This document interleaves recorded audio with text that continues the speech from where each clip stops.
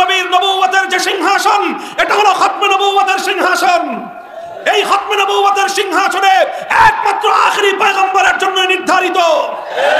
কিয়ামত পর্যন্ত খতমে নবুয়তের সিংহাসন আখেরি নবীর জন্য সংরক্ষিত থাকবে। কোন কুলাঙ্গার যদি আমার নবীর পরে নবুয়তের দাবি করে খতমে নবুয়তের সিংহাসনে বসতে চায়, 250 কোটি মুসলমান বরদাস্ত করতে পারে না, বরদাস্ত করে নেবে না। আমরা আমাদের নবীকে আমাদের হৃদয়ের চেয়ে বেশি ভালোবাসি। আমাদের নবীর জন্য সবচেয়ে বড় মর্যাদার বিষয় হলো খতমে নবুয়তের সেই সিংহাসন।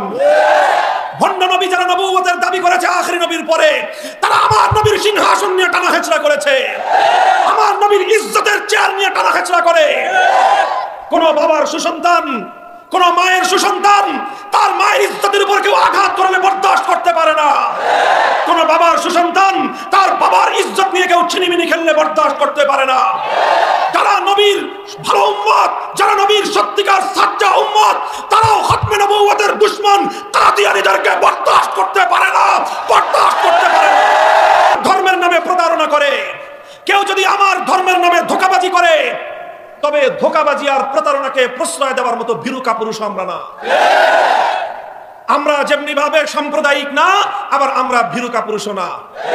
আমরা যেভাবে উদারতার আদর্শকে বিশ্বাস করি, আমরা নিজেদের আদর্শকে ধোঁকাবাজি প্রতারণার হাত থেকে রক্ষা করবার জন্য প্রত্যয় ব্যক্ত করি। যেই পণ করেছি, শপথ করেছি, যতদিন দেহে প্রাণ আছে, যতদিন ধমনীতে রক্তের প্রবাহ আছে, যতদিন হৃদয়ে স্পন্দন আছে, এক আল্লাহ তার রাসূলকে খুশি করব।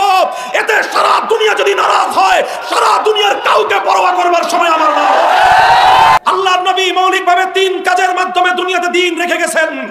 1 নম্বর কাজ তালিমে দ্বীন, দ্বীনের শিক্ষা। 2 নম্বর কাজ তাবলীগে দ্বীন, দ্বীনের দাওয়াত। 3 নম্বর কাজ হলো তাগলিবে দ্বীন, আল্লাহর জমিনে আল্লাহর দ্বীনের ঝান্ডা সমুন্নত করা। আজ আমাদের সমাজে দ্বীনের তালিমকে সহ্য করা হয়, আজ আমাদের সমাজের মধ্যে দ্বীনের দাওয়াতকে সহ্য করা হয়, কিন্তু দ্বীনকে বিজয়ী করবার চেষ্টা করা হলে বরদাস্ত করা হয় না। আমরা পরিষ্কার বলে দিতে চাই, তোমাদের কাছে ভালো লাগুক আর না লাগুক, যেহেতু আল্লাহর নবী আমাদের উপর আস্থা রেখে গেছেন, নবীর আস্থার মর্যাদা রক্ষা করবার জন্য জীবনের শেষ রক্তবিন্দু দিয়ে হলেও আল্লাহর জমিনে আল্লাহর দ্বীনের গৌরব সমুন্নত রাখবার জন্য চেষ্টা করেই যাব। আল্লাহর নবী আলেম সমাজের উপর আস্থা রেখে গেছেন যে আমার অবর্তমানে আলেমরা, তোমরা নবীদের উত্তরাধিকারী হিসেবে ইসলামের তালিমের ময়দান তোমরাই সামলাবা, ইসলামের দাওয়াতের ময়দানের হাল আলেম সমাজ তোমরাই ধরবা।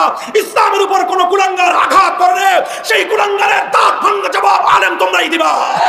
যখনই দেখা যাবে ইসলামের কোরআনের বিরুদ্ধে কোনো আঘাত আসছে, যখনই দেখা যাবে মুসলিম জনপদে কোরআন সুন্নাহ বিরোধী কোনো কার্যকলাপ পরিচালিত হচ্ছে, যখনই দেখা যাবে ইসলামের গৌরবকে ধূলিসাৎ করবার কোনো পায়তারা চলছে, যেই করুক না কেন, বুঝে করুক বা না বুঝে করুক, কোন সামাজিক শক্তি করুক বা রাজনৈতিক শক্তি করুক, কোন রাষ্ট্র শক্তি করুক অথবা যে কোনো শক্তি করুক, দেশীয় শক্তি করুক অথবা আন্তর্জাতিক শক্তি করুক, যেই ইসলামের গৌরবকে ভুলণ্ঠিত করবার চেষ্টা করবে, ইসলামের গৌরব রক্ষা করবার জন্য আলেমদের মধ্যে একটা শ্রেণী তারা জান বাজি রেখে ময়দানে নামতে হবে। সোচ্চার আছি, স্পষ্ট পয়গাম শুনিয়ে যায়, কোরআনের বিরুদ্ধাচরণ হবে, ইসলামের বিরুদ্ধাচরণ হবে। যদি ফাঁসির হুমকি থাকে, জীবন হুমকির মুখে পড়লেও ইসলামের বিরুদ্ধাচরণ নীরবে বরদাস্ত করতে হবে। নবীর কলিজার টুকরা উম্মত, এই উম্মতের দায়িত্ব আল্লাহর নবী আলেম সমাজের হাতে ছেড়ে গিয়েছেন। সুতরাং কখনো নেতার কথায় আলেমের বিপক্ষে যাবা না, কখনো দলের কথায় আলেমদের বিপক্ষে যাবা না।